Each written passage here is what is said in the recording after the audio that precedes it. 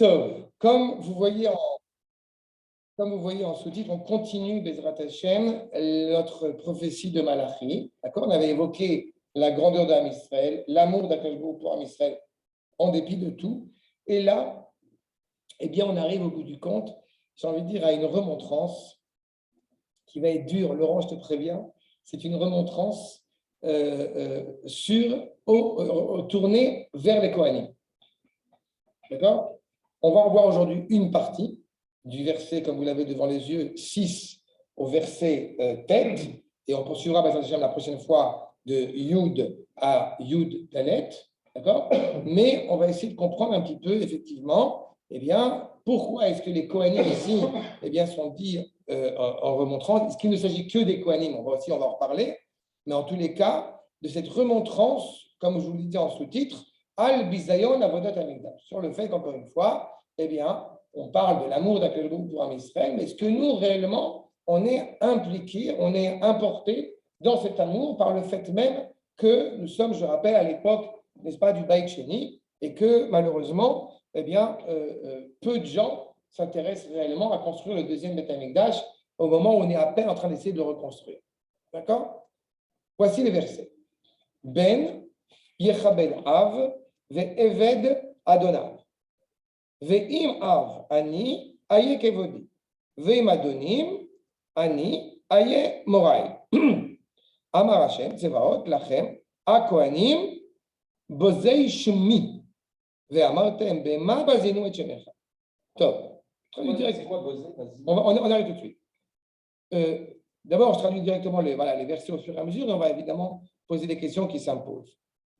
Si au bout du compte, le fils respecte son père, n'est-ce pas, et que l'esclave, eh bien, son maître, si je suis reconnu comme père, ou aïe kevodi, ou au bout du compte, les gens vont me respecter, vont m'honorer, vont me craindre.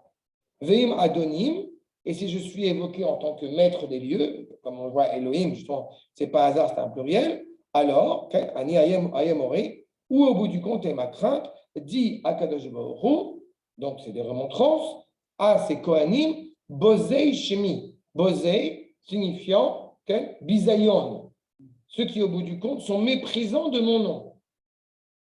Vers Martin, et les Kohanim répondent, en quoi t'avons-nous méprisé? En quoi t'avons-nous fait honte? Bema bazinu et shemecha. En quoi, au bout du compte, on t'a fait l'archuma? Megishim, c'est pour Laurent que j'ai dit l'archema. Megishim al mizbechi. Donc, vous venez sur mon autel, lechem, vous amenez sur mon autel, lechem megoal, un pain, si je traduis littéralement, un pain dégoûtant. Disgusting.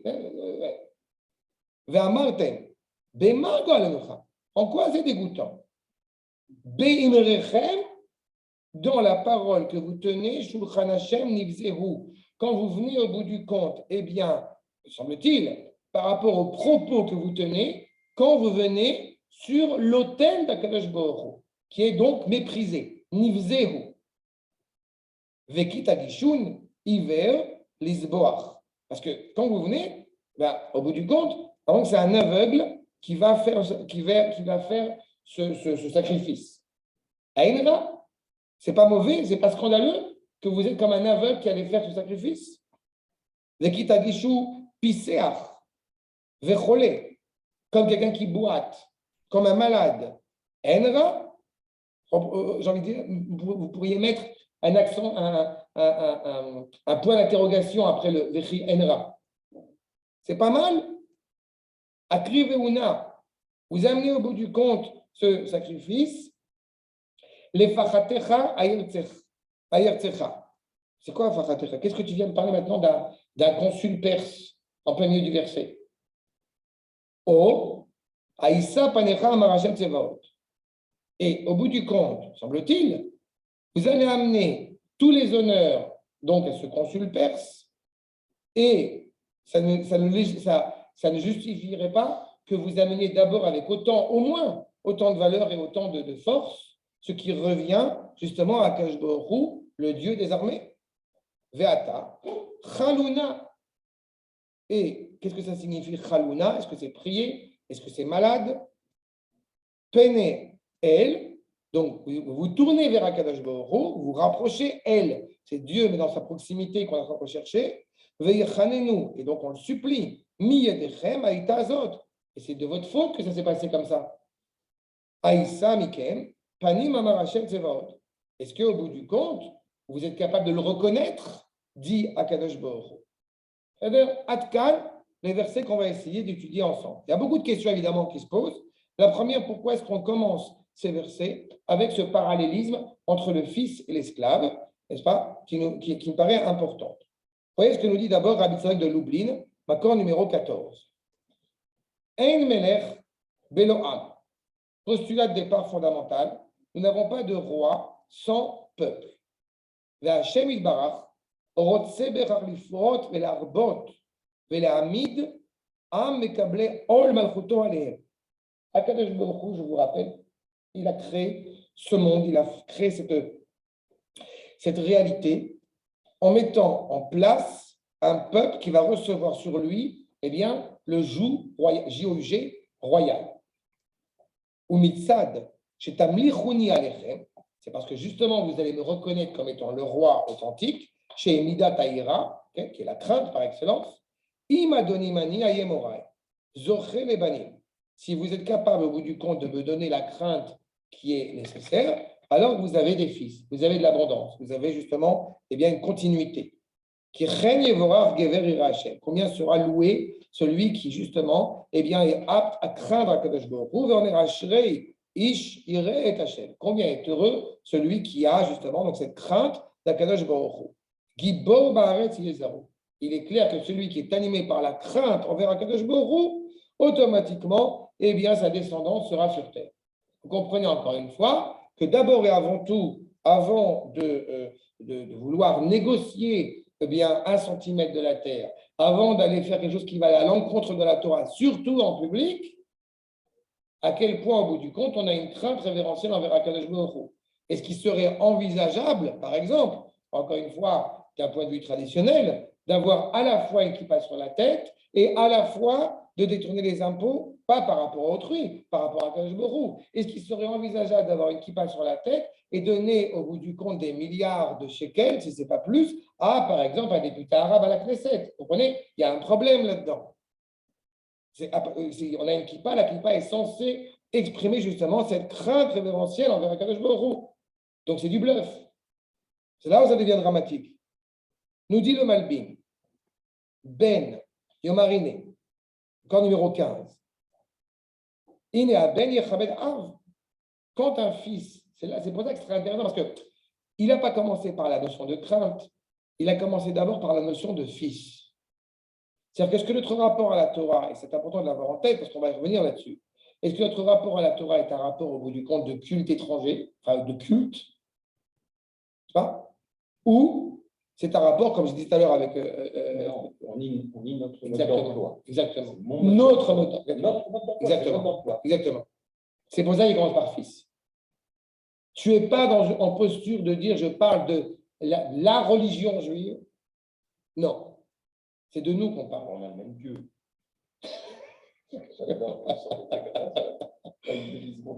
Voilà, parce que c'est la ville des trois religions monothéistes. Oui. Voilà, évidemment. Trois fois saintes. D'abord l'islam, la chrétienté, et s'il en reste un peu. Quelle horreur. Justement, c'est ça. D'accord? Déjà, je peux sur le Torah, ça va? Oui, je suis en train de penser à quelque chose. On est en tant que... toujours du fils. C'est nous, c'est nous. Oui, mais d'une certaine manière, une fille, ça n'a pas le même... Non, laisse tomber, ne rentre pas là-dedans. Non, c'est fils. Ce n'est pas un propos féministe, c'est juste que je me pose... Non, c'est fils en tant qu'acteur, en tant qu'actif, en tant que met en place, en tant que complétant le monde. D'accord? Quand on dit fils, ce n'est pas du tout la problématique masculine ou féminine. En ce moment, moi, je me pose une petite question sur ma filiation. Enfin, la fille de mon père, on peut dire. Et donc, c'est pour ça que je suis interpellée. Non, mais ce n'est pas fils vis-à-vis de... Par rapport à le Ham Israël est appelé fils mais tu as des moments où justement il sera appelé sœur, il sera appelé fille. Il y a plein d'appellations. Non, mais il y a plein d'appellations, tu vois, dans Shirachirim, sœur jumelle, etc.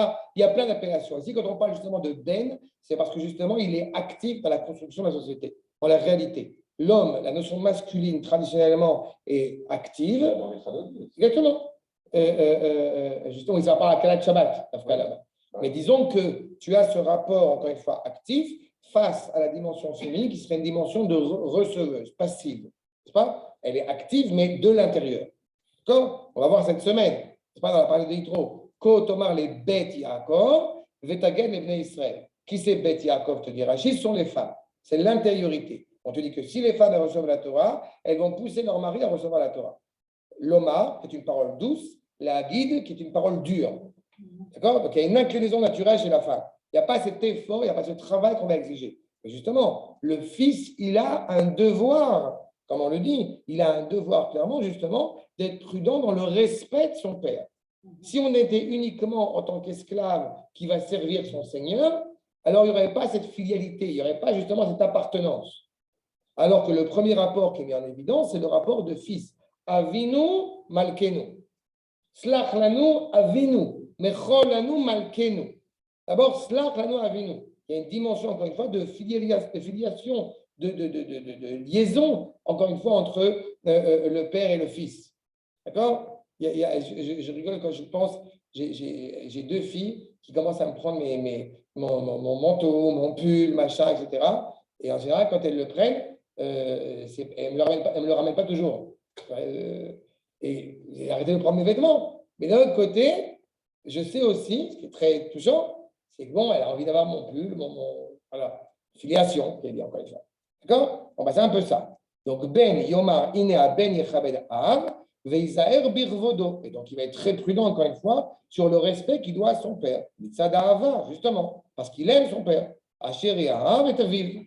D'accord? Le peuple, il l'aime, quoi. Ve'aved. Et l'esclave, le service. D'accord? Il va justement respecter son maître, Mipne Amoré, parce que justement, il le craint. Pourquoi est-ce qu'au bout du compte, on ne commence pas par ce rapport de serviteur, d'esclave à son maître? Parce que si notre relation vis-à-vis d'Akadosh Baruch Hu ne commençait à se terminer que par la peur du châtiment, la peur de la punition, ce serait dramatique. D'accord? Je trouve que le terme d'esclave, il est fort. Oui, mais c'est esclave au sens hébraïque du terme. Ouais. C'est que même notre esclave, il est respecté. Tu comprends? Chez nous, dans le... On n'est pas dans le fouet, quoi. Achat. Le fait est, c'est qu'effectivement, donc on met en évidence justement qu'on ne veut pas mettre en place cette peur du châtiment. Ah, je vois que la caméra est plus puissante que l'autre. Mais non, parce qu'elle est, on voit bien, il faut que se tromper. Achat. Donc, la reine, encore une fois, il ne fera pas, puisque par crainte du châtiment, il ne fera pas clairement ce qu'il serait haï, détestable par son maître. Si vous êtes au bout du compte, il y a des fils devant moi, vous allez m'honorer, vous allez me servir par amour. Ovdim, mais ava. Mais où est-ce qu'on voit réellement justement ce respect? C'est tout le problème. Quand on parle d'amour au bout du compte, est-ce que réellement on le fait par amour de l'autre ou par l'intérêt qu'on va en tirer? C'est pas? L'exemple que j'aime citer à chaque fois, c'est l'amour de la tomate. C'est pas? Parce que si on aime la tomate, on ne mange pas la tomate. Donc tu n'aimes pas la tomate, tu aimes l'effet que te procure la tomate. D'accord? Quand je mange des pêcheurs, je me promets. Non, c'est du choix. Je caressais les vaches et je disais, pour moi, peut-être que je mange pêcheur. Oui. Je t'aime avec de l'amour, c'est vrai. Oui, mais c'est pour servir à quelque chose. Ça, c'est du vrai amour ou pas? Oui, mais tu n'aimes pas. Non, moi, quand je suis rentré, c'est pas du vrai amour. Je vais te dire, quand je suis rentré, quand on est rentré au kibbutz d'Eliaou, j'ai vu un agneau, beaucoup de poils, beau, comment j'ai dit, ah là, ça pour le corban pesant. Tu vois, c'est pas la même chose. C'est pas la même chose. Ça, c'est servir à Kadosh Baruch. Oui. Et je le prenais sincèrement. Et je le prenais sincèrement. C'est un bon repas. Oui, mais c'est un bon repas pour honorer Kadosh Baruch, donc c'est permis. C'est pas un hasard si les Rachamim te disent que Dafka, il est plus habilité qu'un Talmid Chacham à manger la viande qu'à quelqu'un qui n'est pas Talmid Chacham. Ouais. Alors, en tous les cas, le fait est que Imadonim Ani, si je suis vécu avec punition, encore une fois, avec la peur du châtiment, du coup, encore une fois, vous n'allez pas me servir par amour. Alcool panim, à l'autre chim à terme les tirer. Mais il est clair que de toute façon, vous devez me craindre, ne serait-ce que par justement la peur du châtiment. Bacher ani Adon, c'est moi le maître du monde. Adon Hachel Kol Haolam. Vayemorai. Shenei Ashelot Haele, Amar Hashem Tsevot, Lachem HaKohanim. C'est-à-dire qu'il met en évidence une problématique terrible. Je veux absolument qu'il y ait un lien, nous dit Akadosh Baruch Hu, intime, intrinsèque entre vous et moi. Seulement, si jamais je vous encourage à avoir ce lien justement d'affection, eh bien vous allez un petit peu peut-être agir avec légèreté, avec frivolité pour me servir à sa juste mesure. Mais à l'inverse, on ne peut pas obliger quelqu'un à aimer. On peut l'obliger à servir parce qu'il y a des formes de punition, mais du coup, on a un problème. Donc, au bout du compte, ce verset pose clairement la question. Comment on va répondre à cela? Regardez le Makor numéro 16. Le Mari Yecheskel. Dans la paracha de Haazinu, nous dit le maître, Ine, Malachi Amar, donc Ben Yechevet, on a vu ce verset, j'avance, les cacher, à la fin d'année. Les cacher la matala kiboud be'ar ou moré be'adon. Pourquoi est-ce qu'au bout du compte, eh bien, il a fait tenir le respect vis-à-vis du père et la crainte vis-à-vis du maître. Vénérez l'Omar. Deine, yeshne madrigot. En fait, il y a deux dimensions, il y a deux étapes de shlavim dans l'honneur, dans le travail qu'on doit rendre à Kadosh Baruch Hu. Shtei madrigot, be'avodat abore Elohim, bore Hashem, Yitbarach, ou minag kol adam, afalpi shemekaim kol hamitzvot velishmarin mina lo ta'aseh. Même si on fait attention de ne pas enfreindre les fautes, n'est-ce pas, de ce qu'on n'a pas le droit de faire. Michol makom, em aleem lemasa, ve'enam mitangim be'asiyatam. C'est clair que c'est encore une fois, c'est lourd. Il est rare qu'on puisse se dire je n'enfreins pas ce que la Torah exige de moi de ne pas enfreindre et d'être content de ne pas le faire. C'est pas?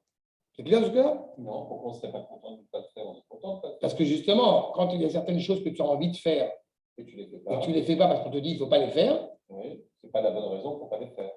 c'est ça, mais c'est ce qui peut se produire sur le fond.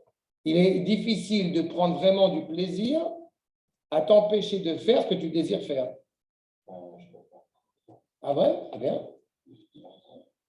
J'ai découvert la cache-route, ça fait ça. Oui, mais le Yetzer. C'était des choses que j'aimais, que j'ai cessé de manger, mais j'ai cessé de manger avec joie. Non, ça, c'est et avant même d'arriver justement à le rétroactif, parce que tu as qu'à lire à Teshuvah, c'est encore autre chose. Mais de manière générale, le Yetzer Hara, comme on dit, eh bien, tu prends beaucoup de plaisir avant. Après, tu regrettes amèrement et tu prends beaucoup. Exactement. Exactement, c'est ce qu'il te dit. D'accord? Donc, c'est ce qu'il te dit au bout du compte. A priori, ça va être quand même, malgré tout, c'est une décision, c'est un poids lourd. Mais ça pose une question là, ça fait penser au verset. Dans la Tania, il en parle justement. Est-ce qu'on est avec, il dit qu'on est d'abord avec le Yetzer Hara plus que la Haja. D'accord. C'est une marque loquette, c'est les Rachaim. Mais moi, ça m'a surpris, ça un petit niveau. Moi, par exemple, je comprends beaucoup mieux la Haja. Je suis d'accord avec toi. Je suis d'accord avec toi sur ce point. Ce qui sort du Balatania, c'est de parler du Yetzer Hara dès l'âge de 0 ans, et mes maîtres ne sont pas d'accord avec ça. D'accord? Voilà. Achab, en tous les cas, Be'asiyatan, chez Yeshlem, Eizé. Tu apportes ta verre, s'il te plaît? Chez Yeshlem, Eizé, Itamala, Veterut. Quand encore une fois, on a un prétexte, encore une fois, quand on pourra avoir un prétexte de s'empêcher de ne pas accomplir ce qu'on ne doit pas accomplir, on va d'une certaine manière en arrière. C'est-à-dire qu'au bout du compte, on va se dire, oui, mais je n'ai pas pu m'empêcher de faire cette mitzvah. Je n'ai pas pu m'empêcher de faire cette faute, alors je n'aurais pas dû la faire. Encore une fois, c'est la retenue par la crainte. Et donc, il nous manque cette notion d'amour.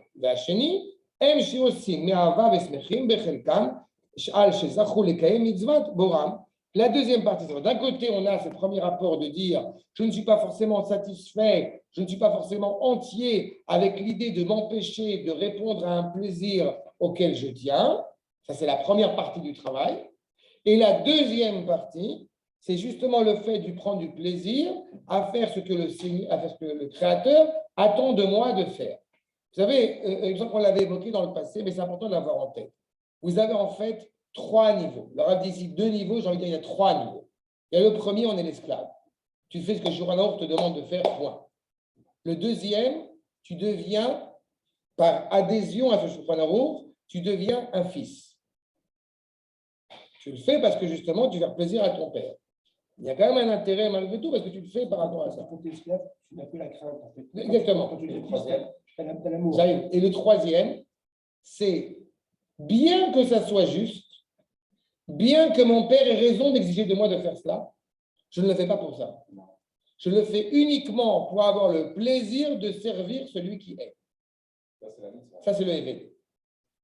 C'est rare, c'est pas rare, c'est quasiment inexistant. Enfin, on en compte au niveau 3, donc ça va, il n'y en a pas beaucoup, qui ont été appelés Avdi. Mon serviteur, c'est Abraham, Moshe, David. Ça, c'est ce niveau-là. On n'est plus dans la problématique d'avoir une sorte d'instinct à surpasser. On n'en est plus là.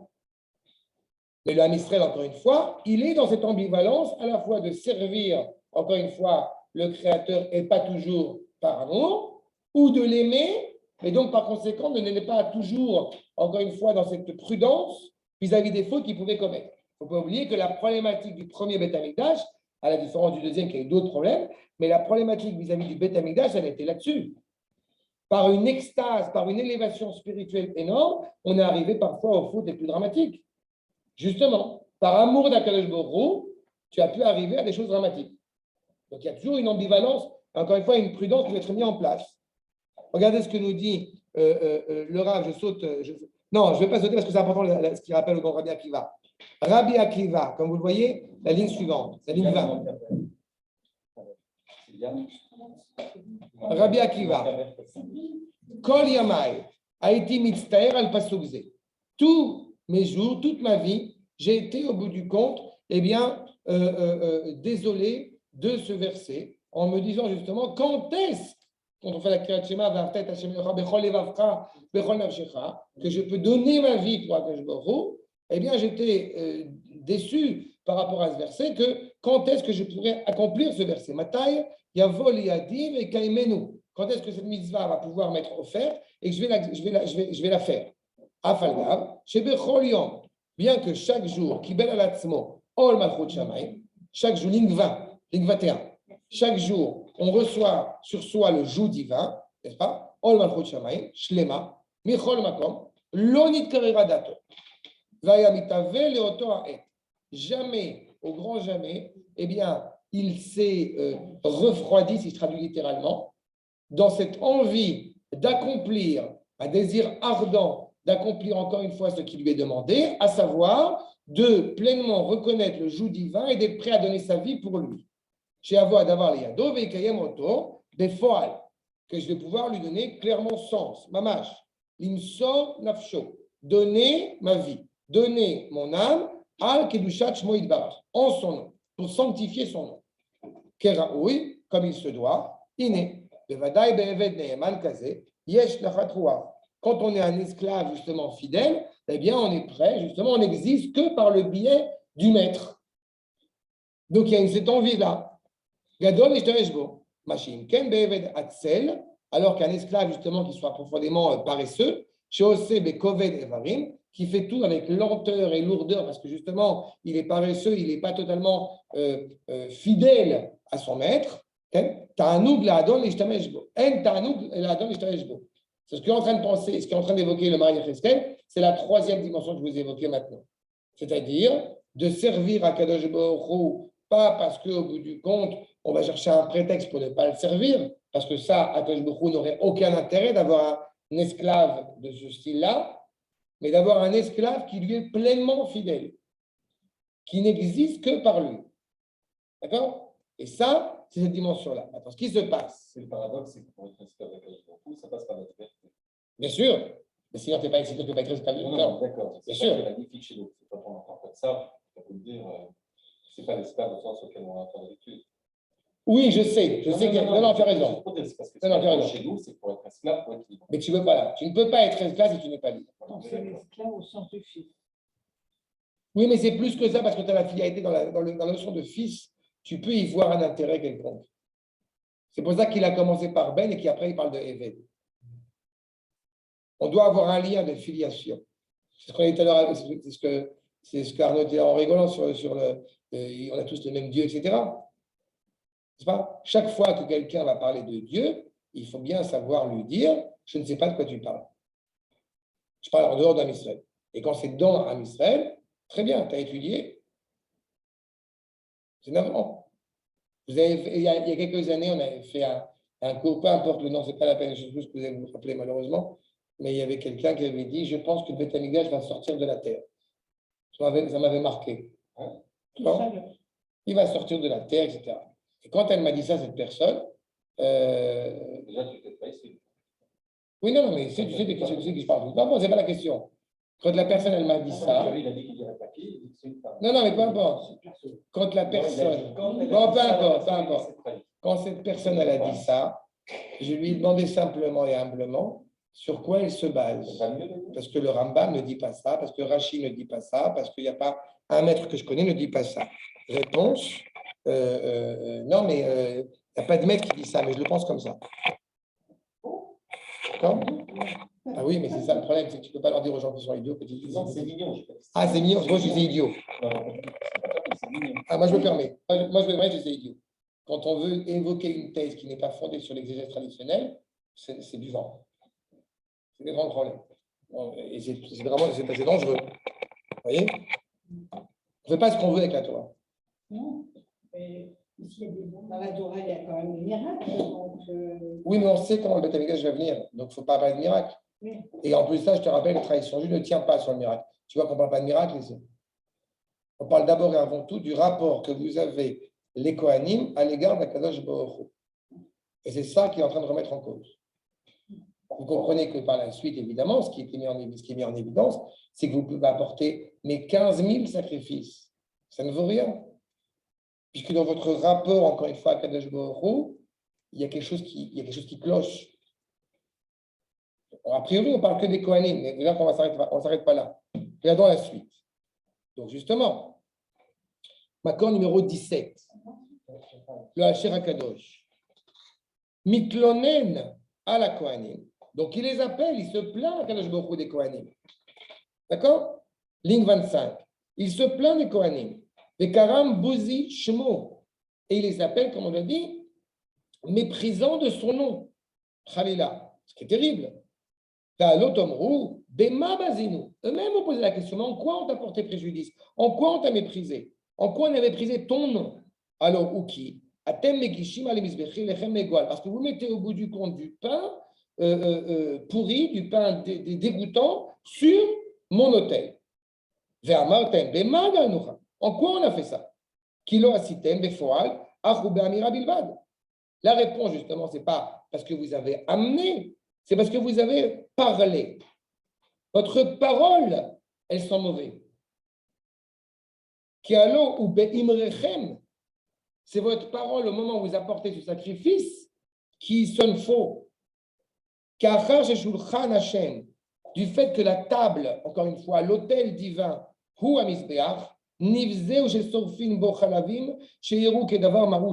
vous brûlez au bout du compte sur cet autel, sur les propos du Hacher HaKadosh, eh bien des membres intérieurs, encore une fois, qui ont l'air totalement non avenus, qui ont l'air totalement irrespectueux. Imken, qui Tagishun Iver Lisboa, c'est comme si au bout du compte, vous ne savez pas ce que vous faites. Vous ne voyez pas ce que vous faites. D'accord? Achat. A priori, on parle des sacrifices. A priori, on parle de ce rapport qu'on a eu à ce moment des sacrifices. Avant de rentrer plus dans le détail, il faut avoir en tête pourquoi est-ce que cette remontrance, elle est sur les Kohanim. Pourquoi elle ne serait pas sur d'autres gens que les Kohanim? Il faut se remémorer grâce au Rambam un petit peu ce que représentent justement les Kohanim. Regardez Makor numéro 18. Shmirat Hamikdash, mitzvat assez.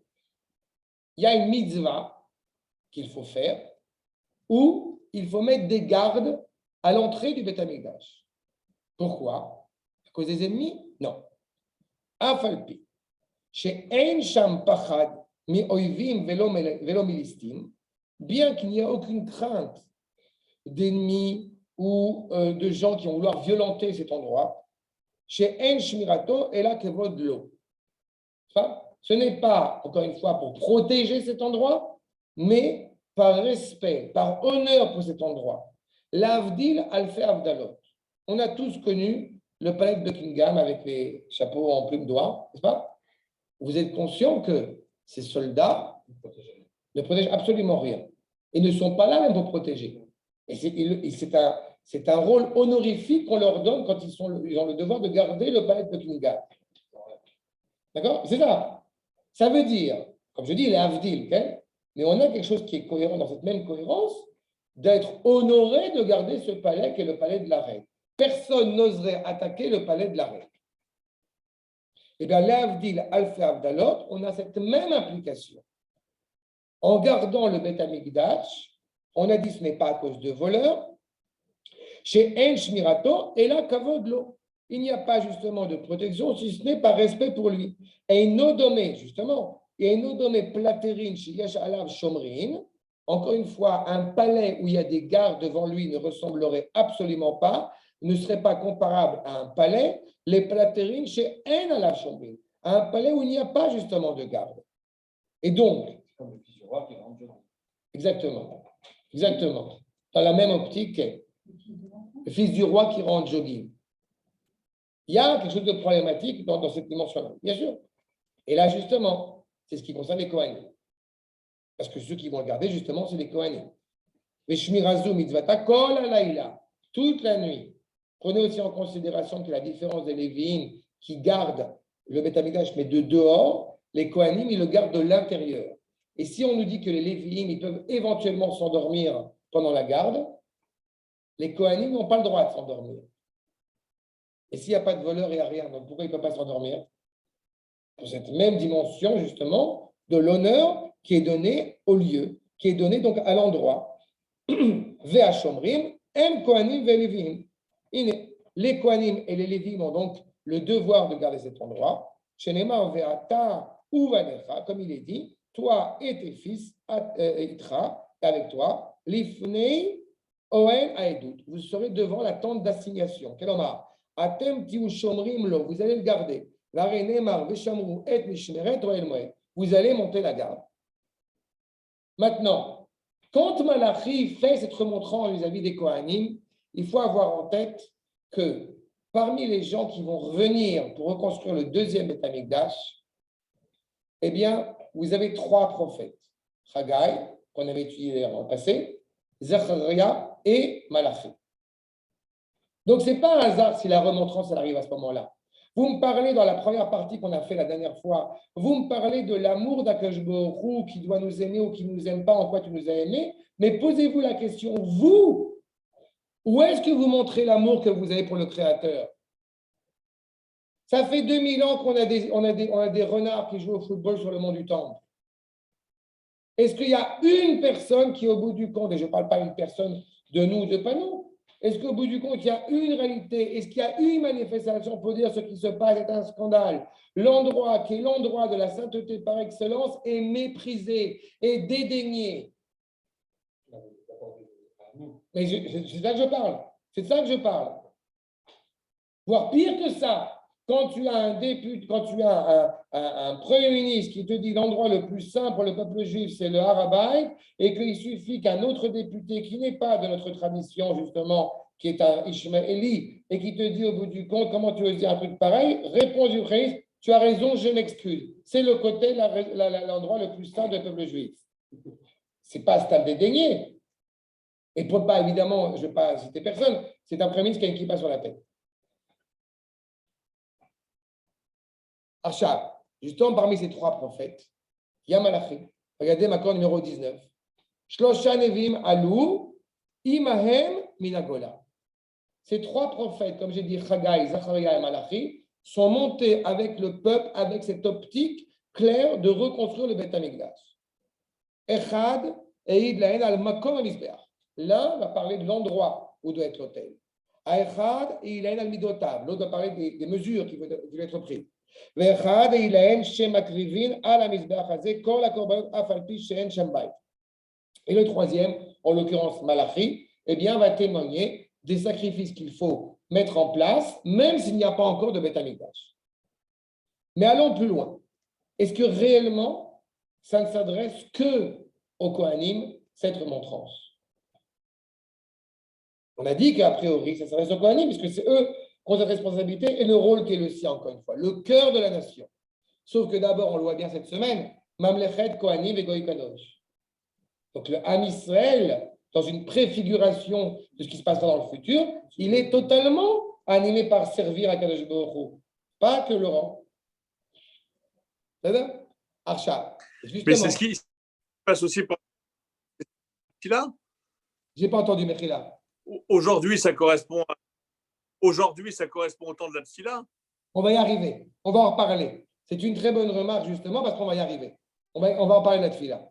C'est là où je vais arriver. D'accord? On va parler de ça. Arshab. Le Ramat Valim, accord numéro 20. Aïnian hu, Sod Aïnian. Pourquoi est-ce qu'on fait au bout du compte cette remontrance donc au Kohanim? On doit en tirer un enseignement supplémentaire. Les filles. Shat Sadikim Amoshchim et Achesed Baolam. Rappelle que Kohanim, n'est-ce pas? Quand on dit Kohanim, on parle de Aaron à Kohen, Rodev Shalom, Ohev et Aberiot, Mekarvan la Torah. C'est cette idée, encore une fois, de vouloir abreuver de bien-être et de bienveillance à l'égard de son prochain.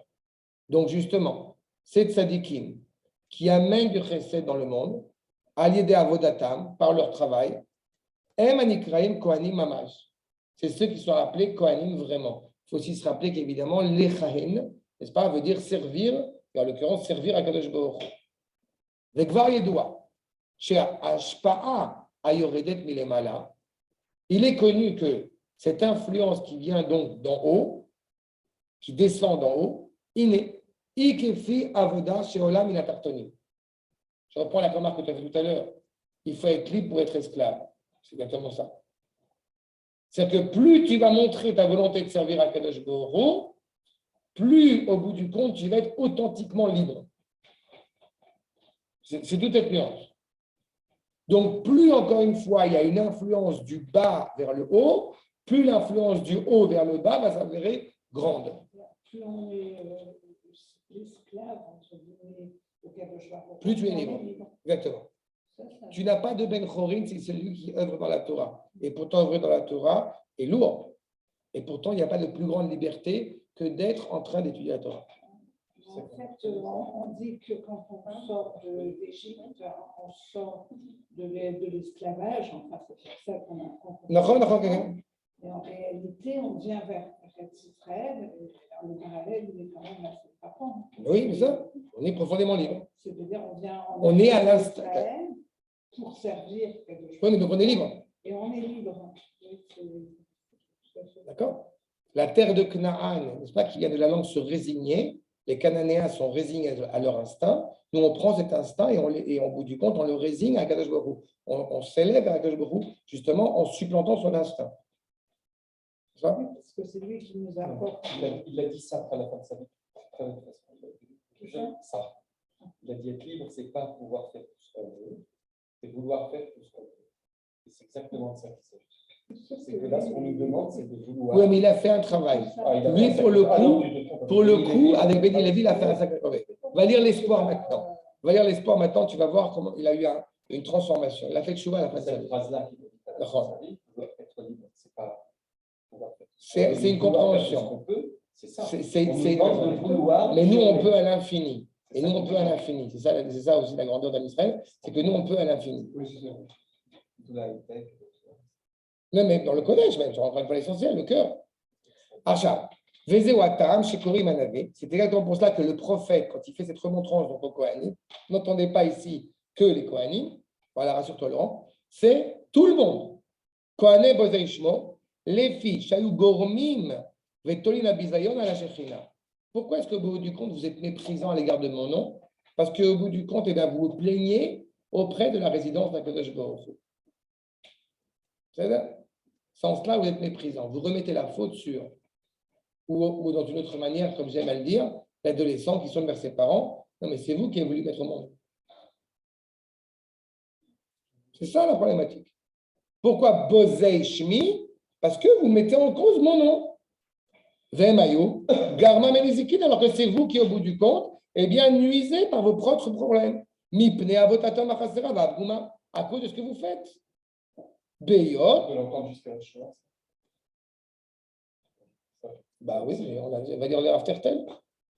À l'échelle globale, malheureusement, c'est un drame. Vous auriez pu quitter. Écoute, je vais te dire, tu sais, je te dis une fois, je ne vais pas revenir là-dessus, mais c'est à Vaikra, Kafei, Kafei. Ça ne remet absolument pas en cause qu'on fait les nazis, d'accord, ce n'est pas la question maintenant. Ça ne remet pas en cause la responsabilité affreuse et atroce des nazis, ce n'est pas la question.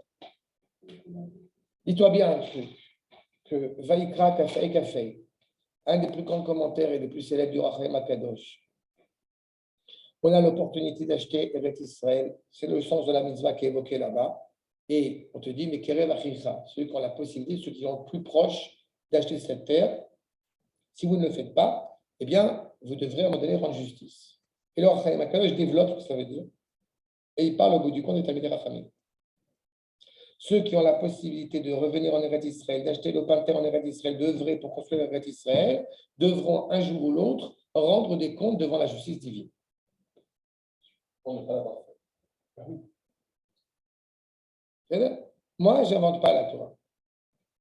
Et quand tu dis ce que tu as dit maintenant, je cite encore une fois le Rav Tertel, avant de demander où est Akadosh Baruch Hu, le Rav Tertel te dit clairement, tout celui qui ne participe pas à la construction et l'établissement du peuple juif sur sa terre ne pourra pas dire ce n'est pas moi qui ai versé ce sang. Lui, il l'a dit. Quelqu'un m'a dit, lui a le droit de le dire.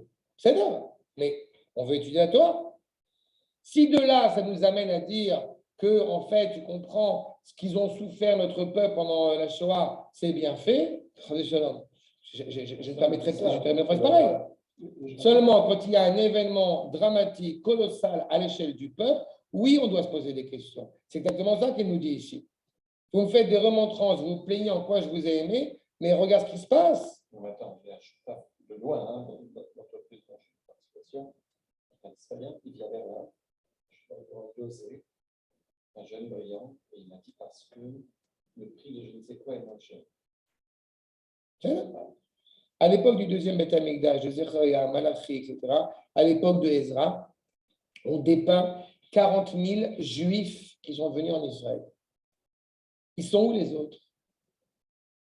40 000 juifs. La majorité des juifs à l'époque du second temple, elle est en dehors d'Eretz Israël. La majorité, alors qu'on savait qu'on allait revenir, on aurait pu faire le décompte en arrière, 70 ans. Je te jure, les Russes sont moins propres. Non, franchement, les gens parlent fort. C'est pas facile. Je peux comprendre. Nos filles sont brunes et elles en parlent un peu fort. Mais l'humour et l'amour sont notre trésor. Voilà. A dit ce juif, parce que là, c'est tellement assimilé. Mais on aime cette chanson. Aval. En tous les cas, le fait est, c'est qu'il nous dit clairement, vous êtes faible, je suis faible. Mais vas-y, les Tachérina. Vous avez mis en base en cause ça. Ve'eyot. Puisqu'encore une fois, le réveil d'en bas, il est faible, comme j'ai dit, Koldodi de fait, vous venez pas. Vous œuvrez pas, vous construisez pas, vous n'allez pas de l'avant. Gamem Shecha Eliona, du coup, l'influence du haut, elle aussi, elle va être relative à ce qui se passe. Shioredet Kenegdo, Sarir Shetira Favechalusha. Et quand je reprends n'importe quel événement, la vraie question à se poser, c'est qu'est-ce que moi je fais? Et à chaque fois, je le dis et je le répète, on n'arrête pas de me demander qu'est-ce qu'on peut faire. Je fais. En ce qui me concerne, je ne donne aucun crédit au pouvoir politique. Ça fait déjà quelques années. Il peut servir, il pourra peut-être servir, mais pour différentes tâches. Mais en ce qui me concerne, je trouve que ce qu'il y a aujourd'hui à faire, après avoir pris conseil auprès de mes maîtres, c'est d'enseigner, d'écrire, transmettre, publier, vidéo, il n'y a que ça. C'est tout. La Géoula ne viendra pas d'en haut. Donc, ce n'est pas on reste les bras croisés, on ne fait rien, mais je ne suis pas non plus un râleur de salon. Les marches blanches. Je peux faire, c'est vrai. Exactement. Tu as tout compris. Ça y est. Tu as tout compris. C'est bien, tu me connais. Ça bon. Non, on est d'accord. Oui, oui, la marche c'est ça. blanche. C'est ça. Moi, je ne perds pas mon temps avec ça. Celui qui, encore une fois, pour reprendre la remarque que tu m'as demandé, pourquoi est-ce que les gens ils viennent pas là? Évidemment, je ne dis pas des choses qui sont là, c'est ce que j'ai reçu de mes maîtres. Je ne suis pas là pour transmettre une parole sympathique. J'essaie d'être sympathique, mais la parole, elle est là. En plus. Achat. Regardez le Rav David Kimchi, accord numéro 21. Nivzehu. Justement, cet endroit est méprisé, molesté. On a dit tout à l'heure, en citant justement le Hacher HaKadosh, qu'on met en place bien, des éléments intérieurs, les membres intérieurs, inférieurs de la bête, chez Makrim Shama Dam, Verchalavim, Shem Devarim, Nivzim.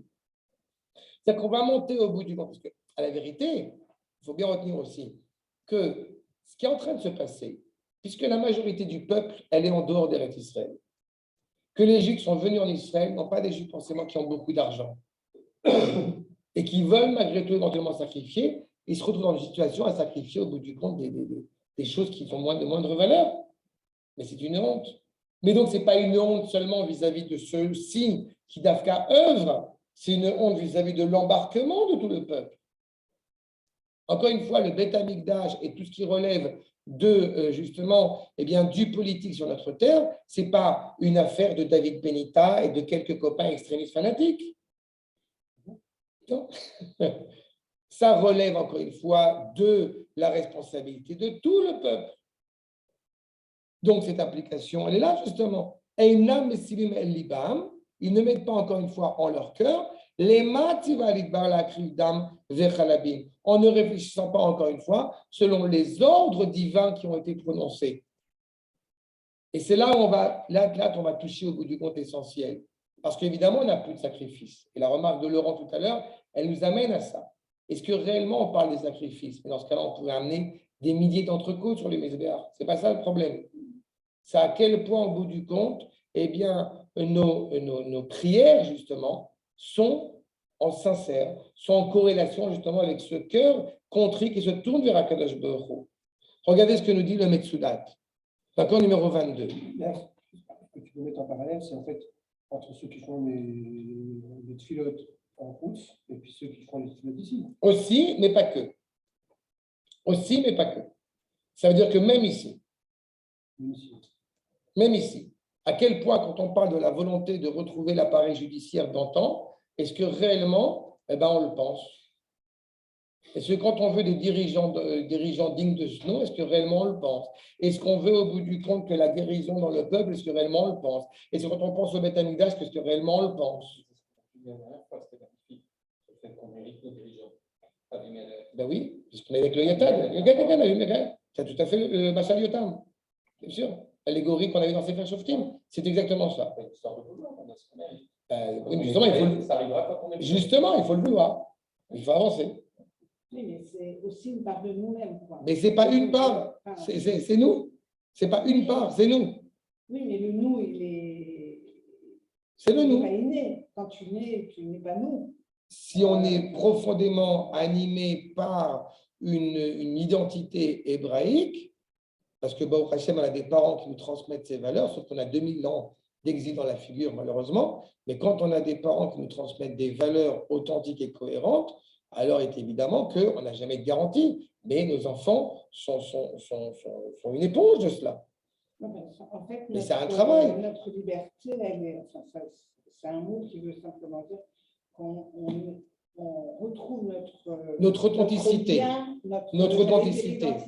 Oui, c'est ça, notre identité. C'est en fait notre lien avec Kadosh Baruch Hu. Notre identité. Notre lien, il est inaltérable. Seulement. Il est altérable. Non, jamais. Non.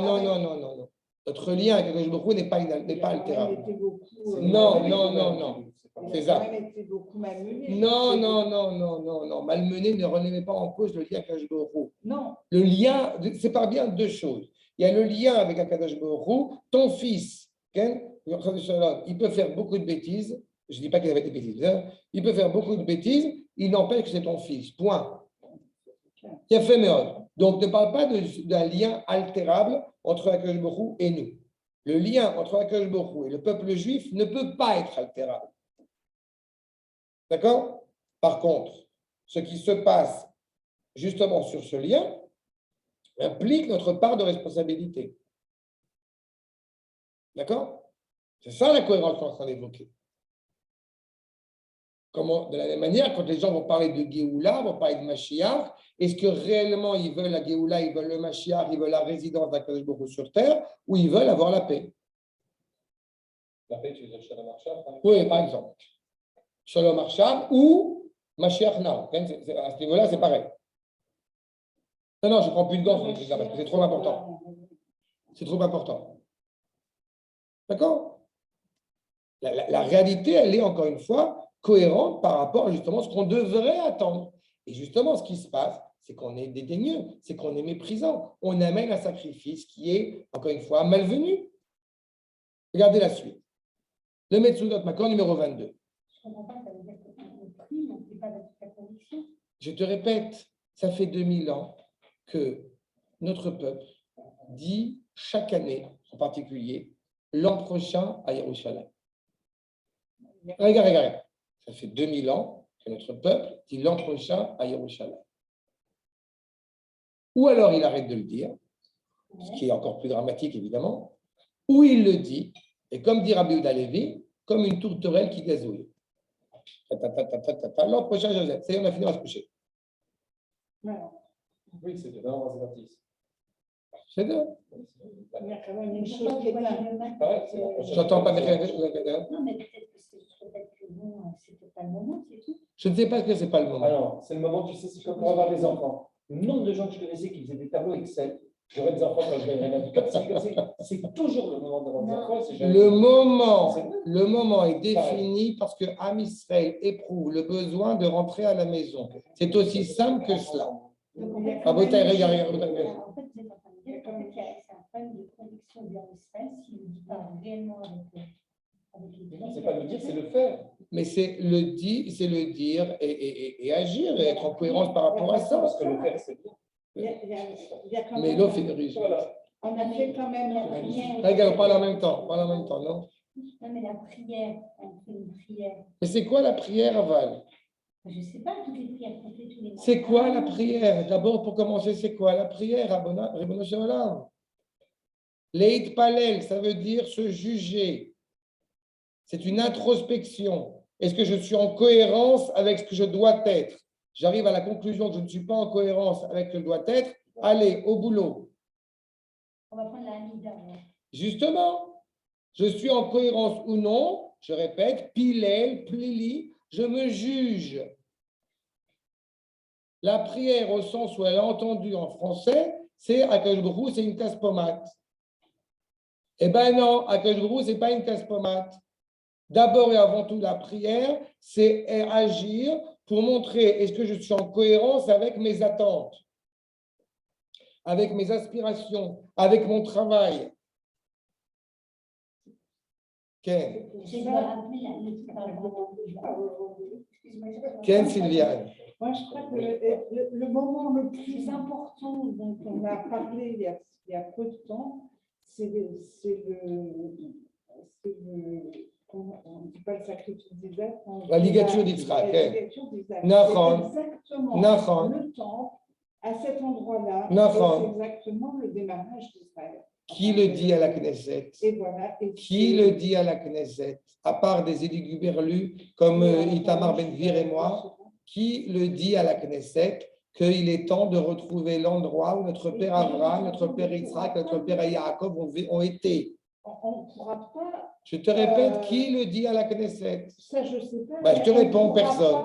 On ne pourra pas. Je te réponds, personne. Il ne faut pas que ce soit forcément un rabbin qui dise une chose pareille. Il faut que Et tu aies une pourquoi tu vraie veux ça? conscience Et qu'est-ce que tu politique. Et qu'est-ce qu'on fait? Merci. Comment? C'est ça. Non, mais pour moi, c'est important parce que. Moi, je suis impressionné à chaque fois. À chaque fois, je suis impressionné par ce point. Il y a des propos qui fusent. Tu as tout compris. Tu as tout compris. Tu as tout compris. Mais non, mais c'est exactement ça. Le rôle du rave, le rôle de l'enseignant, et là, c'est pour ça que je répète, c'est pour ça que je suis persuadé, encore une fois, que la Géoula, elle passe par le bas, parce que ce que j'ai reçu de mes maîtres, justement, c'est de donner, justement, ces valeurs.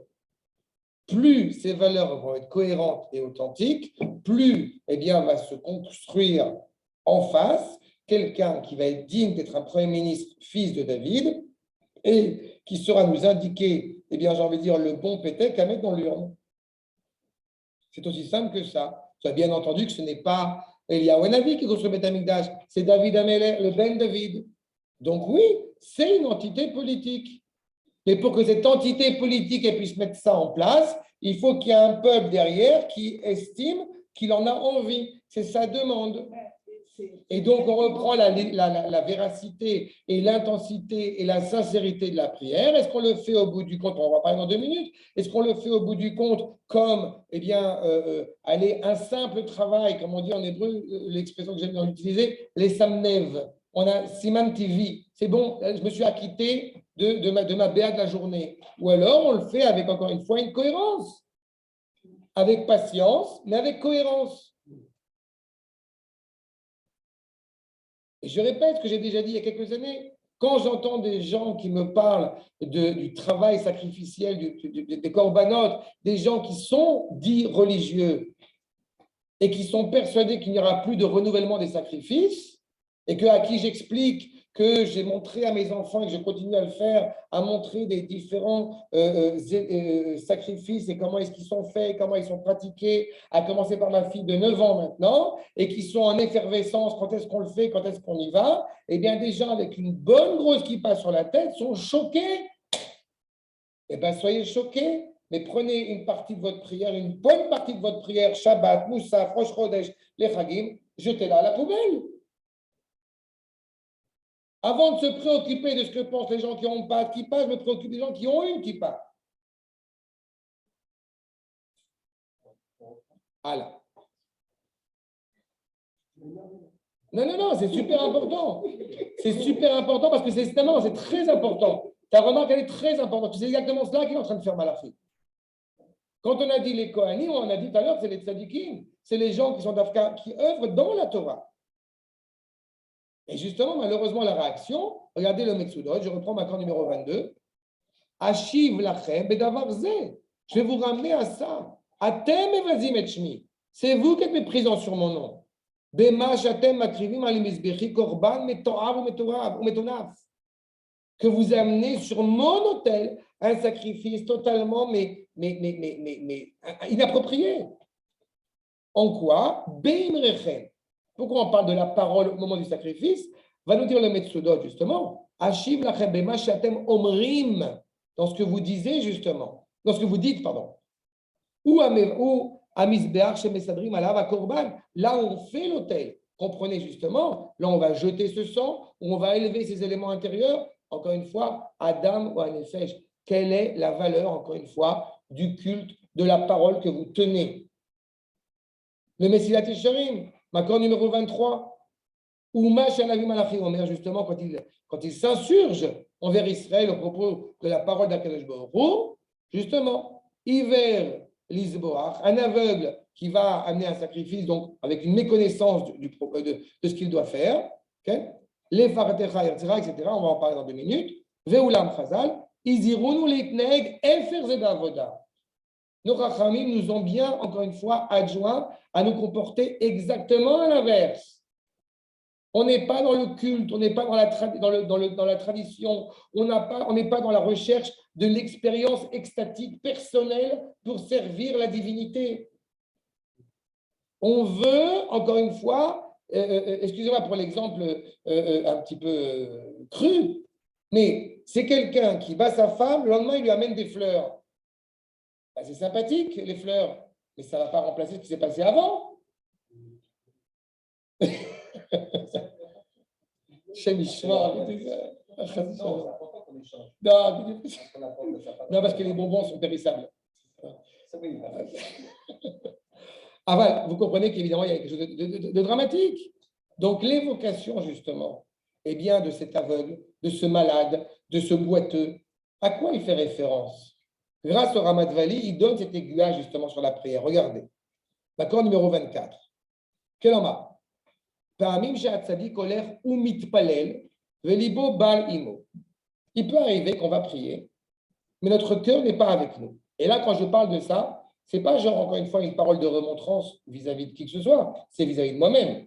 On est tous, encore une fois, combien de fois j'ai eu l'occasion de parler de ça quand à une époque j'allais en Milouim, et quand on fait des gardes, etc., et toute la nuit, et qu'on a deux solutions, c'est où aller officiellement dormir 1 heure et se réveiller pour faire la tefila du matin, ou prier directement en état second. Hein? Et ben, quand on choisit d'aller dormir 1 heure, en général, on ne va pas dormir 1 heure après avoir regardé toute la nuit. D'accord? Mais c'est très compliqué, c'est très dur. D'accord? Les veillées, quand on fait des veillées, tant que je suis en train de faire une veillée, que je suis en train d'enseigner, j'ai une pêche incroyable. Mais alors, dès qu'on s'arrête les petites 10 minutes, un quart d'heure, juste avant Shacharit, là, c'est terrible. C'est exactement ça. Donc, on est confronté parfois à cette réalité-là. À quel point notre cœur, il est avec nous au moment de la tefila. Et Il y a un rame chez Meltzer, il dit avant, parce que je parlais de ce problème que j'avais dit avant, tu dis à haute voix toi-même que tu vas commencer la prière et que c'est important que tu sois concentré sur. Tu dis quelque chose. Ça aide, oui. Mais ça aide énormément. Oui, mais je te parle des situations qui sont extrêmes. Comme je t'ai dit, des situations où tu n'as pas dormi de la nuit, etc., c'est compliqué. C'est pas d'accord. Même quand tu ne dors pas, C'est ça, quoi. Attends, Dvar Yedoua, nous dit le Rav, Dvar Yedoua chez Atfilot, Keneget Midim. On sait que les prières, les 3 prières, n'est-ce pas, par jour, encore une fois, elles sont directement reliées, enfin, Shacharit et Mincha, elles sont directement reliées aux korbanot, n'est-ce pas, les timidim, encore une fois, la force de la constance qu'on pratique au Beth Amikdash. Tiknou. Ve'imit palel tzadik. Balev. Valev sheifne marchavto. Si au bout du compte, au moment où on fait la prière, et que son cœur au bout du compte, eh ben, il est concentré sur Netflix. Je traduis modernement, avec modernité ce que dit le Ramat Vali. Si au bout du compte, notre cœur il est concentré sur d'autres choses, encore une fois, les vanités de ce monde. Nimsa, Shaz Unikra, hiver. Eh ben, il va être appelé à ce moment-là justement aveugle. Vous voyez, l'aveugle qu'on parlait tout à l'heure. Meria Takedusha. Pourquoi? Parce que tu ne vois pas la sainteté. Tu vois autre chose. La personne, elle est partie dans sa tête à Tombouctou, et puis elle est partie à New York, et puis elle termine à Tefila. Une fois qu'elle est à Taït Raham, tu lui as demandé, ça va, c'était le voyage? Parce que la personne pendant la Tefila, il a vu, ça mec coupable. Je te dis, mais c'est pas. La réalité, c'est, encore une fois, c'est justement, ça peut nous arriver à nommer une claque au milieu de la Tefila en disant. Mais c'est exactement ce qu'on est en train d'évoquer. Tu es considéré comme un aveugle. Tu ne fais pas exprès. c'est des textes récents. Ah oui, c'est pas d'aujourd'hui. Mais il te dit. Mais dans ce cas-là, tu ne dis pas au bout du compte, est-ce que réellement, mais qu'est-ce que j'ai fait de mal? Je ne sais pas vraiment ce que tu n'as pas fait forcément de purement exceptionnel. Non. Là, les Kohanim, ils te disent, les Kohanim, ils se tournent vers Akadosh, enfin les Kohanim, ils se tournent vers Akadosh Baruch Hu. Mais en quoi on a fait un acte répréhensif? Tu sais pertinemment ce que tu as fait de répréhensif. Chacun, on sait plus ou moins qu'il y a des trucs qu'on fait qui ne sont pas forcément en accord avec ce qu'il faudrait faire. Mais au moins, elle a la démarche de dire, bah, on sait qu'on n'est pas parfait. Mais là, malheureusement, qu'est-ce qu'ils disent? Qu'est-ce qu'on a fait de mal? Vous êtes sérieux là? Mais quand vous êtes en train, au bout du compte, d'honorer un Kadosh Baruch Hu, en train de penser à autre chose, vous vous rendez compte que c'est pas mal ça? Ça, c'est aveugle. C'est l'aveugle. Oui, mais quand même, c'est être intransigeant quelque part. Pourquoi? J'explique. Le truc, c'est qu'on est des êtres humains. On est des êtres humains, donc ça peut arriver qu'on fait la Hamida et qu'on pense à autre chose. Ça nous arrive à tous. On est êtres humains. Ça arrive. Le principe. Non, le tous, enlevez le tous, parce que ce n'est pas vrai. Le tous, c'est une généralité. Exactement. Non, mais ça, c'est pas tous. Tu as des Talmid Chachamim qui ne sont pas dans ce sens. J'assume. Non, mais ce n'est pas un reproche. Mais le tous me gêne parce que ce n'est pas vrai. Les Talmid Chachamim qui sont profondément élevés, et encore une fois, quand tu vois. D'accord. Non, pas majorité, laisse tomber. Ça arrive. Alors. Non, mais ce n'est pas majorité. Ce n'est pas que majorité ou pas majorité. C'est-à-dire, ça dépend où, pas. C'est ce que j'avais lu une fois, c'est de dire que l'important, c'est d'en avoir conscience, mais quand même de terminer la Hamida, de la terminer bien finalement. Donc, je pense que peut-être ça vient quand même d'une bonne.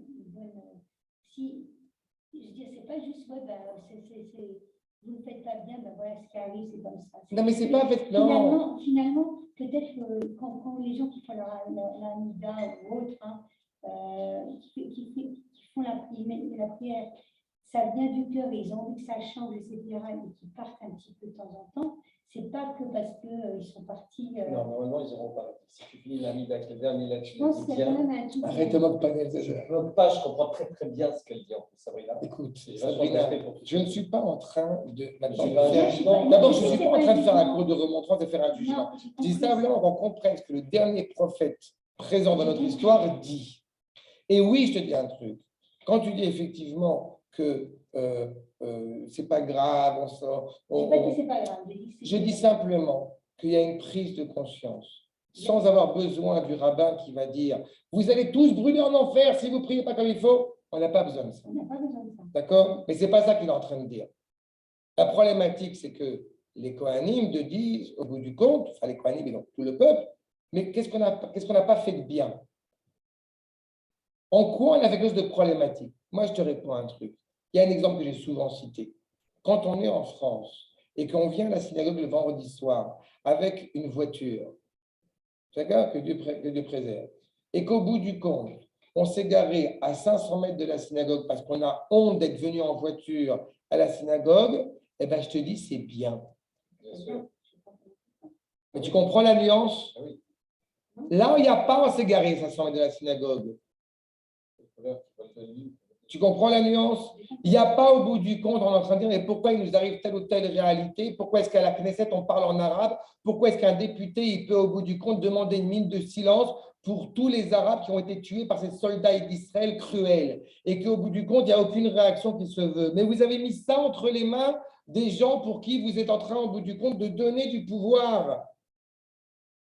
Quand on est en train de dire au bout du compte, mais comment est-ce qu'on en arrive à de tels éloignements, de telles ignominies spirituelles? Mais vous avez donné une légitimité à cela. Non, mais reviens à cette question. Non, mais c'est la question, justement. C'est exactement la question.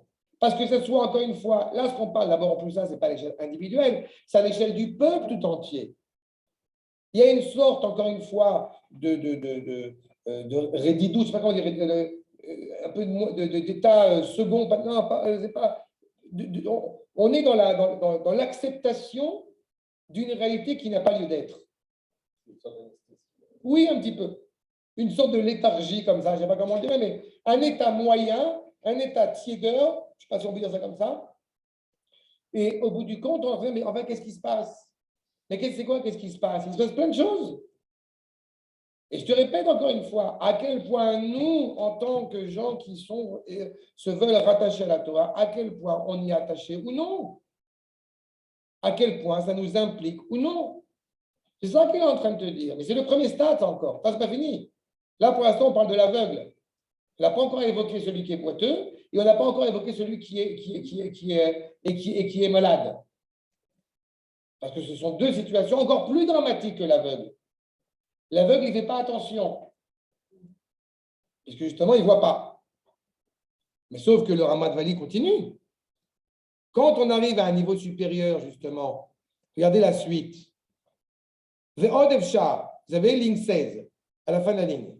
Od efshar gamken, shiye, shemetz minut belibo, ve'et efilato. Même un soupçon d'idolâtrie, un soupçon de tromperie, non seulement au bout du compte, je ne vois pas vraiment ce qu'il faut faire, mais en plus de ça, je vais défendre ce qu'il ne faut pas faire. Cette réalité, encore une fois, des femmes au cotel, mais elle est scandaleuse. Elle est scandaleuse. Et de plus en plus, ils prennent, encore une fois, les devants. La problématique de la conversion qu'on est en train de vivre aujourd'hui, malheureusement, dans l'État d'Israël, elle est scandaleuse. Les femmes au passé, non, ce n'est pas les femmes au côté. Je ne parle pas des femmes au côté, en tant que femmes au côté. Je parle des femmes qui mettent les tefilines dans les réformés à côté. Il y a un député qui se prétend être athéiste et qui a participé à la manifestation de ces femmes en se disant elle est athéiste. Mais va chez ta mère. Qu'est-ce que tu nous Elle les porte mal en plus. En plus, elle les porte mal. C'est exactement ça, ça va plus loin que ça. Tu fais quelque chose, encore une fois, qui est absolument incohérent, qui est boiteux. Le Rav poursuit, tu boites. Mamash bedarka emuna. Il n'y a aucune stabilité, il n'y a aucune certitude. Non, c'est une idéologie. Je n'ai jamais aussi entendu cette idée de dire, oui, enfin, chacun interprète la Torah comme il veut. Mais ça, c'est des manières détournées au bout du compte de dire, en fait, chacun dit qu'il n'y a pas de Torah, chacun fait ce qu'il veut. Je mets un point d'honneur, on risque d'être lourd, on risque de faire un cours d'1 heure, de mettre des sources, voilà ce que dit les Rachamim. Vous en faites ce que vous voulez. C'est pas là. Enfin, moi, et en plus, Bechila, c'est légal. Juste écoute une seconde. Juste sur par rapport. Non, je t'écoute, mais juste un point. En plus, là, sur le coup, je vous rappelle, on le connaît parce qu'on a étudié ensemble souvent, le Ramat Vali, c'est l'élève, c'est le copain du Ramchal. On ne parle pas maintenant d'un petit rabbin, d'un bénitain, machin. On parle de pointures qui sont exceptionnelles, qui sont fondamentales. Qu'est-ce qu'il y a, pardon. En fait, la Torah, ce n'est pas une somme de bonnes intentions. Exactement.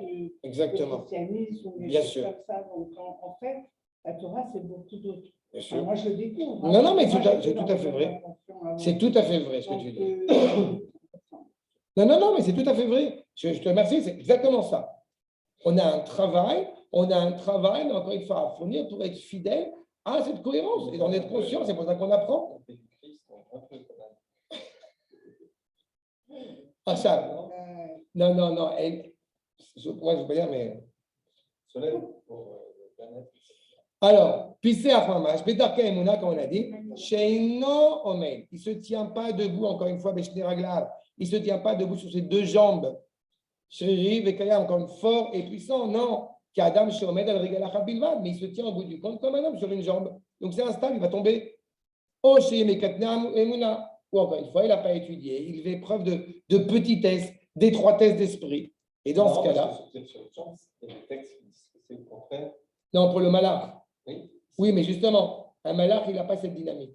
Un malach, justement, il n'est pas instable dans le monde dans lequel il est, parce que le monde dans lequel il est, justement, est dénué de matérialité. Exactement. Mais là, tu es dans une réalité où tu as besoin d'avoir une cohérence, d'avoir justement un chemin pour t'amener justement à cette réalité. Le malach, il n'a pas de libre arbitre, donc la question ne se pose pas. D'accord? Achab.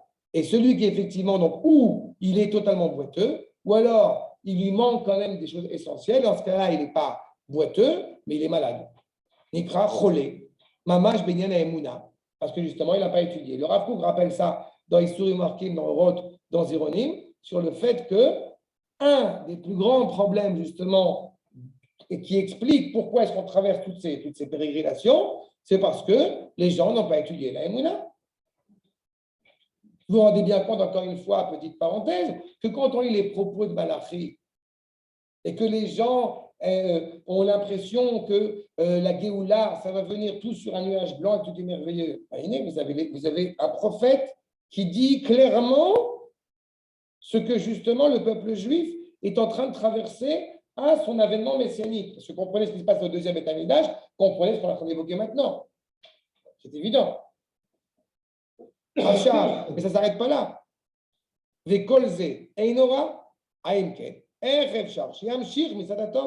Comment est-ce que tu peux prétendre au bout du compte que tout va bien, comme on dit Madame la Marquise, alors que tu vois bien au bout du compte en train de se produire devant tes yeux?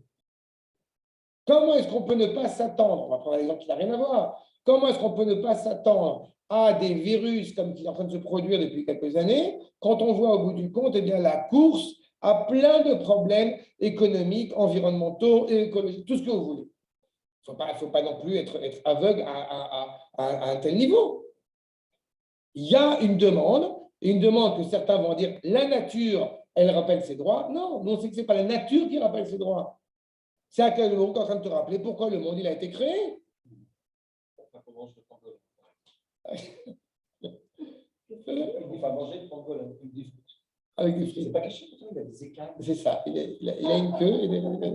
Non, mais non. Chemissement. Archav, Rabotai. Macron numéro 25. On est en train de dire au bout du compte au peuple juif, vous êtes en train de faire donc je reprends le verset, vous êtes en train de faire comment on appelle ça, des pirouettes, une forme de respect. Hein, si je reprends le verset verset Chet, hein, que justement après le Pissar Vecholé, Enra, etc. Takri Veuna, vous empressez de faire des sacrifices, donc de vouloir vous rapprocher de l'Efachatecha Ayertzecha. C'est qui le Fachatecha? Il faut se rappeler qu'à l'époque de Malachi, eh bien, nous sommes une province perse. N'est-ce pas? D'accord? J'ai évoqué tout à l'heure, mais il faut qu'on revienne là-dessus. C'est qu'au bout du compte, tu es en train de dire, on ne peut pas, au bout du compte, se mettre le monde entier à dos. Se mettre à Kadosh Baruch Hu à dos, ça va, c'est pas grave.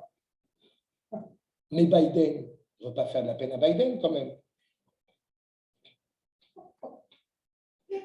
Non, mais c'est vrai. Le verset, c'est ce qu'il nous dit le verset aval. C'est ce qu'il nous dit le verset aval. C'est vrai, c'est vrai. Vous êtes en train de vous rapprocher. Regarde juste pour que tu comprennes bien. Nous, maintenant, numéro 25, parce que ce verset vient de cela. Vaikra, Sofra Ameler, Bet Aïe, etc. Bechodesh Hashlishi. On est avec Mordechai, etc., etc. El Yehudim, Ve'el Achterfanim, Ve'apachot. Le Facha, le consul perse qui était présent en Israël.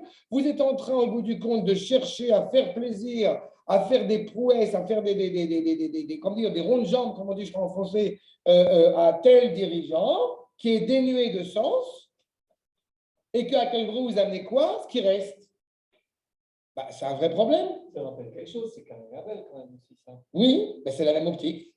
C'est la même optique. Évidemment, c'est la racine. Mais là, on a un peuple maintenant. On a une entité.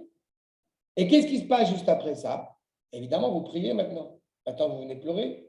Vous venez vous plaindre. Ata, verset suivant, verset tête. Ata. Haluna penel. Maintenant, vous venez justement clairement demander de l'aide à Kadosh Baruch Hu. La question qui s'impose, à Kadosh Baruch Hu, est-ce qu'automatiquement il va répondre oui? Mais c'est comme si les enfants qui font des bêtises. Hein. Oui, mais il y a une volonté qui n'est pas toujours évoquée. Quand je punis mes enfants parce qu'ils ont fait une bêtise et que je les encourage à dire pardon, je ne les encourage pas seulement à dire pardon. C'est pardon, pourquoi? Non, mais là, c'est aussi l'enfant, tu as raison, mais c'est aussi l'enfant qui met les doigts dans la prise tous les jours. Oui, c'est ça. Il se brûle, ça explose, et le lendemain, il ressent, il met les doigts dans la prise. Oui, mais c'est pour ça qu'il y a un travail qui doit être fait. La teshuva, ce n'est pas au bout du compte, on va fauter puis on va revenir. La teshuva, c'est d'abord et avant tout une prise de conscience de ce que tu es en train de faire. Que tu es faible, c'est une chose. D'accord? Regardez le Makor 26.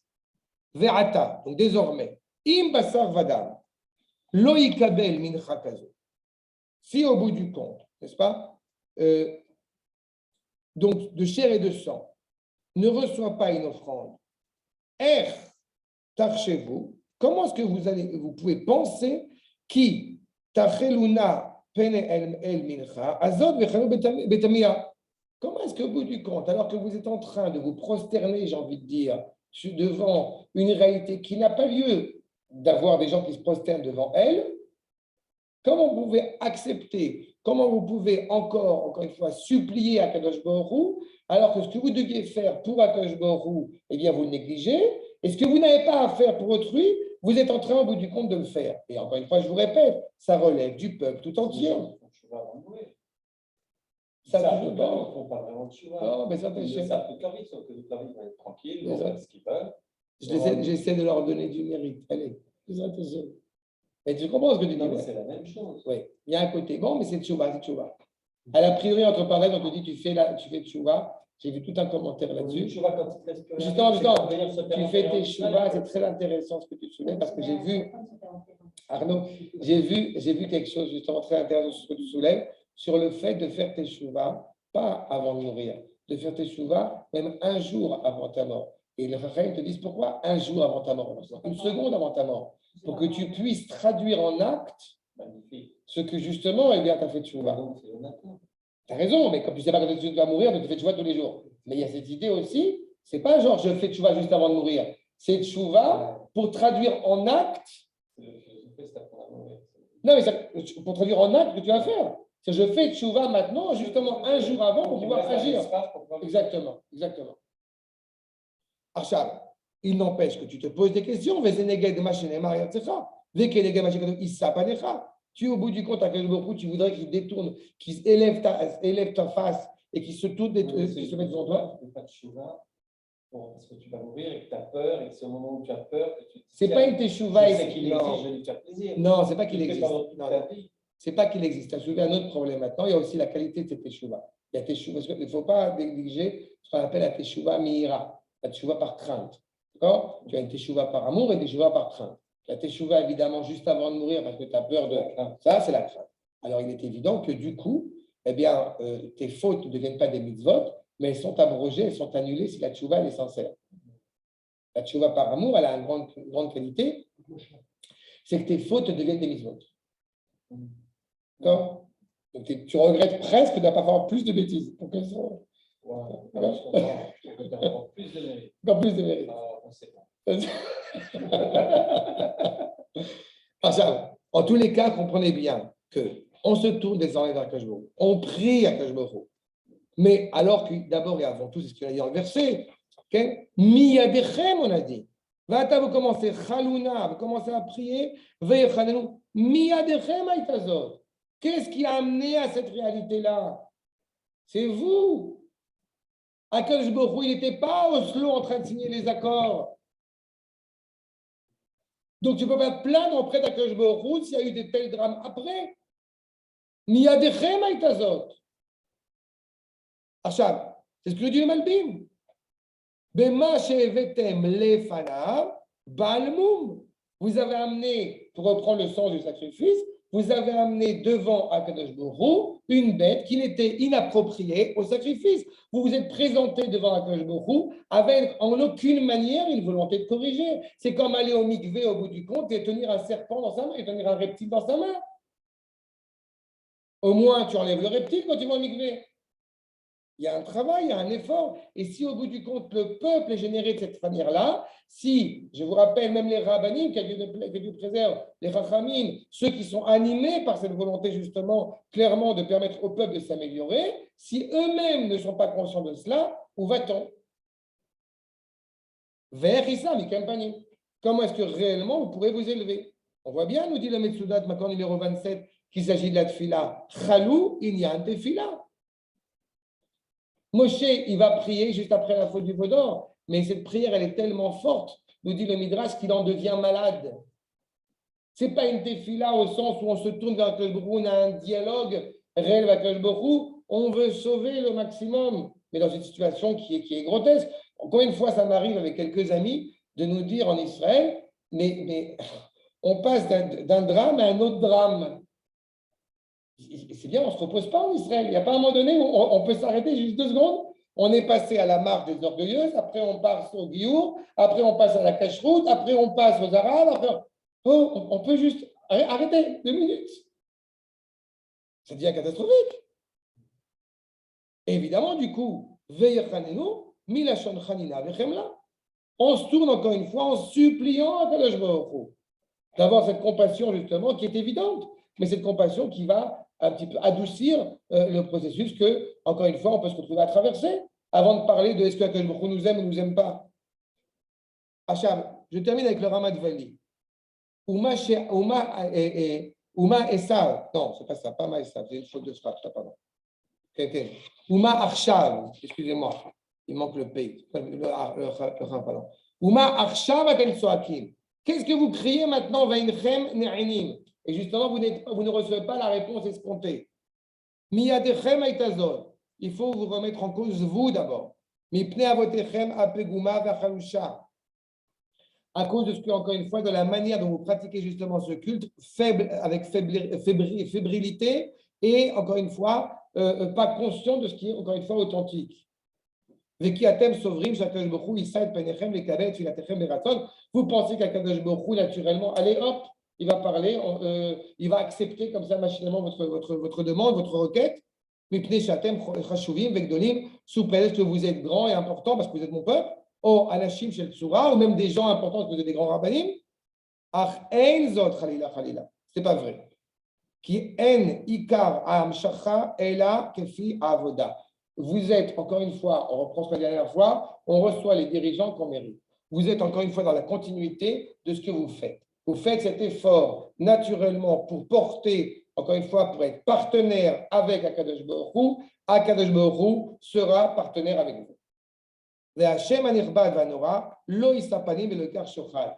En aucune manière, encore une fois, Akadosh Baruch Hu n'accepte les pots de vin. Vezeu inyan amru derech et mahar, aïssa mikem panim amar Hashem tsevaot. Pourquoi est-ce que justement, ce n'est pas un hasard si le Dieu qui est évoqué, c'est Hashem Tsevaot, je rappelle, c'est le Dieu des armées. Le Dieu des armées, d'abord, deux choses. Qu'est-ce que ça signifie? Deux, si vous vous en rappelez, la première fois où on le trouve, vous savez où on trouve cette appellation de Hashem Tsevaot? La première fois dans le Tanakh, c'est avec Hana, qui met en place le fondement même de l'entité politique. Hashem Tsevaot nous rappelle le Rav David Kimchi. Les anges en haut, Sahal en bas. Sahal. Chayla Hashem, donc Sahal. Les deux sont parallèles, encore une fois, pour permettre à Akadosh Baruch Hu de pleinement se révéler. Donc, encore une fois, il y a d'abord et avant tout une demande de responsabilité. Je ne veux pas terminer sur ce point, mais parce que tu l'as évoqué tout à l'heure. À chaque fois qu'il y a un drame dans le peuple juif, la question à poser n'est pas de savoir où était Dieu, mais c'est où étais-tu toi? Et combien de fois il m'est arrivé, ça fait 26 ans que je suis en Israël, combien de fois nous avons traversé des épisodes dans notre peuple qui ne sont pas agréables, qui ne sont pas évidents.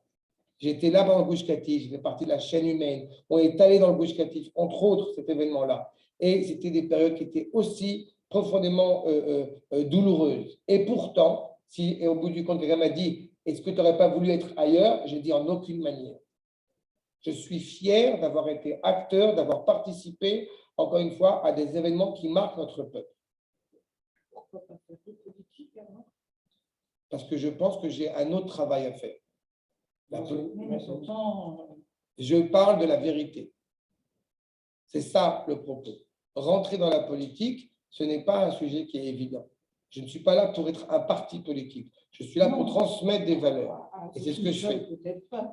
Non, mais je transmets des valeurs que la Torah nous transmet. Oui, mais il faut le traduire en acte politique. On le traduit. Sinon, On habite à Raqo. J'ai 2 enfants qui sont allés à la manifestation cette semaine.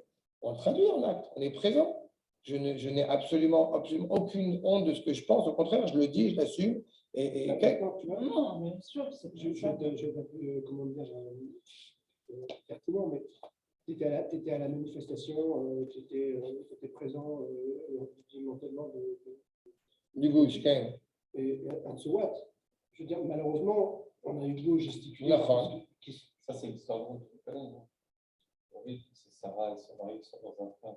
Tu connais, ils sont âgés, ils ont tous les deux. Sarah, ça fait longtemps qu'on s'aime. J'étais avec toi, dis-moi, là, je t'étais quand on a été chassés, que nous pouvons avoir. J'étais avec moi après, quand on est arrivé en France et que les nazis nous sont arrivés. J'étais avec moi dans les camps, j'étais avec toi quand les bombes sont tombées dessus. Ça m'a dit, dis-moi, ça, tu m'as pas compris. La poisse. C'est pas, tu étais dans le démantèlement, tu étais dans le truc. Je te répète un truc, Stan. Tu ne sais pas les influences et les implications qu'il y a là. Ah non, attends, ça veut dire que. Je t'ai dit, j'ai été impertinent. Non, mais tu as le droit, mais je vais te répondre. Tu as le droit, mais je vais te répondre. La vraie question qui a été posée à Kadosh Baruch Hu par Abraham Avinu, c'est s'il y a 10 tzadikim là-bas. Ça veut dire que si tu as au moins 10 personnes qui ont dit ce n'est pas normal, ben ça peut changer le visage du monde. En plus, tu fais de la politique, parce que tu fais de la politique plus dedans, tu nous influences, moi je réfléchis. Bien sûr. Mais je suis plus dans le politique que la politique. J'insiste sur ce point. Je ne suis pas en train de vous encourager à voter n'importe tel ou tel parti. Même si j'ai des idées qui sont, même si j'ai des idées qui sont claires, mais je ne suis absolument pas en train de parler d'un parti. On parle d'un projet, on parle de valeurs. Ministre des Sciences, parce que dans un gouvernement. Premier ministre, Rabbanita, tu seras ministre de la Science. Tov, chémichement. Est-ce qu'il y a des questions pour cette première partie? Rabotai? Ça va, c'est clair? Non, c'est très clair. Ouais, très bien. J'ai juste pensé que quand tu as dit qu'on allait droit dans le mur, heureusement, aujourd'hui, on a un mur pour se lamenter directement. Bezrat Hashem. Chazak ou Baruch. À la semaine prochaine, on continuera Bezrat Hashem. Toda Rava. Toda.